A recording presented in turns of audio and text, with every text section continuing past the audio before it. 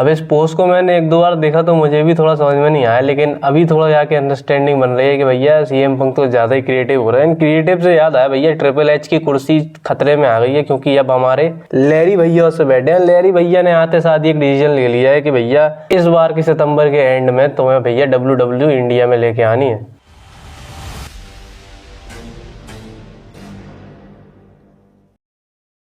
अब कल लायरा वर्कीरिया के अकाउंट से एक पोस्ट मुझे को दिखी है, तो मैंने सोचा इसको शेयर किया जाए। वैसे तो ये दिख नहीं रही होगी, इसको मैं थोड़ा लार्ज करता हूँ। अभी इसमें देखने पे तो भैया एजे ली तो समझ में आ रही है, लेकिन ये साथ में कौन है पता नहीं चल रहा, लेकिन अब पता चल जाएगा। तो भैया ये आ गई है इनकी wrestling daughter of CM Punk and AJ Lee. अब कल के मंडे नाइट रॉ में क्योंकि एजे ली शेड्यूल थी, तो भैया फैमिली यूनाइट हो गई है। इनकी बहुत सारी फोटो में अभी मेरे को इंटरनेट पे दिख रही है। साथ में लैरी के साथ भी इनकी पूरी फैमिली रीयूनाइट हो चुकी है। एंड बेली की भी एक पोस्ट देखी है, तो मैंने सोचा शेयर कर दूं। अब भैया सीएम पंक मैंने कहा था क्रिएटिव हो रहे हैं कि सटिया रहे हैं, मुझे समझ में नहीं आ रहा। अब इनकी ये कल मेरे को एक फैन कैम से वीडियो दिखी है, इसमें फिर से वो उसी तरह उतर के जा रहे हो। भैया इनकी बैग जो लगी है रिंग एप्रिन पे, मतलब यार पता है तुम्हारी वाइफ आ गई है, इतनी खुशी की बात है, लेकिन तुम्हें अभी भैया रसल पलूजा में मैच भी तुम्हें रेसल करना है, तो भैया थोड़ा सेफ होके रखो। अब वैसे भी हम जैसे सिंगल लोग कहाँ ही सीएम पंक की खुशी को समझ पाए।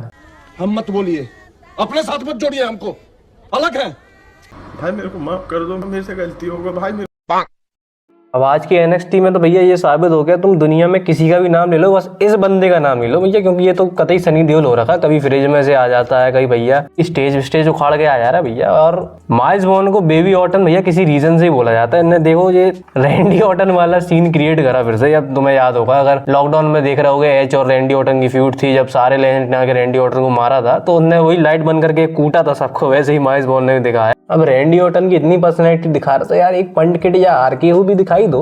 अब तुमने ऑस्टन थ्योरी का अगर वो सेल्फी वाला गिमिक देखा हो, तो भैया ये है टाइलर ब्रेस, ये 2014-15 में ही कर चुके हैं। ऑस्टन थ्योरी से भी बहुत पहले है ना। ऑस्टन थ्योरी क्या कहता था, क्या हो तुम, आज हम कहते तू क्या है बे, हमें एंड डीआईवाई एंड कार्मेलो इसका भी रिटर्न देखने को मिला। And Mami Rhea Ripley, Stephanie Vaquer and women's champion Tiffany Stratton का भी आज इसमें रिटर्न दिखा है एनएक्सटी में। सिंपली ये इनका होम कमिंग को एनएक्सटी होम कमिंग को हाइप अप कर रहे हैं, ये शायद उसमें रेसलिंग करते भी दिख सकते हैं। नेक्स्ट हम बात कर लेते हैं रसल पलूजा के स्पॉइलर के बारे में।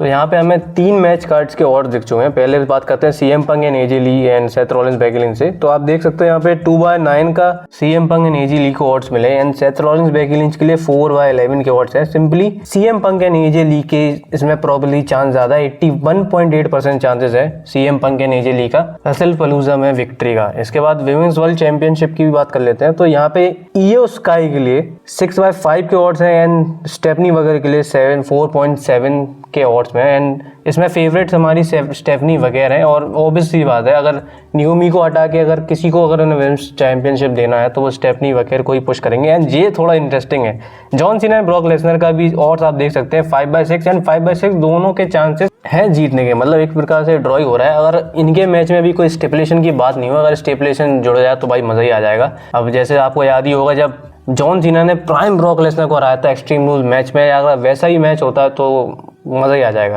अपनी फाइनल अपडेट पे आ जाते हैं। अगर मैं आपसे कहूं कि WWE सितंबर के एंड में एक शो कराने वाली है दिल्ली में, और वही फ्री में टिकट मिलेगा, तो क्या आप विश्वास करोगे? मैं नहीं मानता। आपको फ्री शो देखने को मिलेगा, लेकिन WWE का नहीं, ये अपनी इंडिया का एक नया रेसलिंग कम्युनिटी स्टार्ट होने जा रही है, GLW, जिसे कहते हैं global league of wrestling. Shanky Singh ji ने इसको पोस्ट करके बताया। अब अगर उन्हें नहीं जानते तो पहले WWE में गो शैंकी नाम का गिमिक कर चुके। मैं वीडियो दिखा देता हूँ, आप देखिए। नमस्ते, इस्लाम, सत श्री अकाल भारत। मैं हूँ भारतीय प्रोफेशनल रेसलर शैंकी सिंह, और मुझे आज बहुत खुशी हो रही है आप सबको ये बताते हुए कि फाइनली अपने भारत के टीवी चैनल पर एक रेसलिंग कंपनी शुरू होने जा रही है, जिसका नाम है GLW, ग्लोबल लीग रेसलिंग। बहुत दुख होता था पहले, क्योंकि कोई भी प्लेटफॉर्म नहीं था रेसलिंग का भारत के किसी चैनल पर, लेकिन फाइनली ये होने जा रहा है। और मैं दिल से धन्यवाद करना चाहूंगा मिस्टर कैम वेल का, जो ऑस्ट्रेलिया से हैं और GLW के CEO हैं। और फाइनली हमारे की इन्वेस्टर जिनकी वजह से होने जा रहा है, उनका नाम है श्री संजय विश्वनाथन जी, जो आदि ग्रुप के फाउंडर हैं। मैं आपका धन्यवाद करना चाहूंगा, दिल से धन्यवाद करना चाहूंगा, क्योंकि ऐसा प्लेटफॉर्म भारत में चाहिए था। क्योंकि भारत में बहुत सारा टैलेंट है, बहुत सारे रेसलर्स हैं जो प्लेटफॉर्म देख रहे हैं, स्पेशली रेसलिंग का, क्योंकि WWE का जो सबसे ज्यादा व्यूवरशिप है वो अपने देश से है, भारत से है। लेकिन भारत में टीवी पर रेसलिंग नहीं थी, ये आपकी वजह से होने जा रहा है।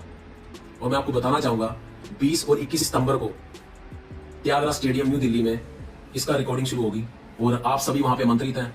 टिकट फ्री रहेगी, आप लाइव एक्शन देखिए आके।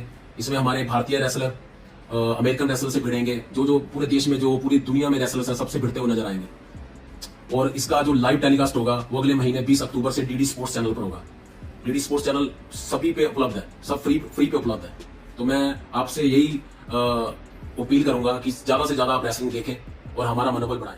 ये बात तो उन्होंने सही कही है कि WWE की ज़्यादातर व्यूअरशिप इंडिया से ही सबसे ज़्यादा वॉच होती है। एंड आपको याद होगा खली का भी एक आया था CW करके, वो इतना कुछ खास चला नहीं। तो अब देखते हैं ये अच्छा परफॉर्म करता है कि नहीं। और वैसे भी DD नेशनल अगर कोई नहीं जानता तो बता दूं मैं, अगर 1990s किड हो तो ये एकदम जो जेनजीज है उन्हें नहीं पता, लेकिन जब ये फ्री चैनल आता था इस पर मूवीज़ भी आती थी DD नेशनल, तो देखेंगे। और अगर इसके बारे में और अपडेट मिलेगी तो बताऊंगा। एंड यार अभी मेरे को अपडेट मिली है कि रेसलमेनिया 2027 में कन्फर्म हो चुका है सऊदी अरेबिया में। तो इसके ऊपर भी यार चैनल पर दूसरी वीडियो आएगी। अगर ये यहाँ तक देख रहे हो तो भाई लाइक कर लो, उस वीडियो के लिए सब्सक्राइब करके रख लो। एंड हाँ, मैं मिलूंगा तुम्हें उधर ही।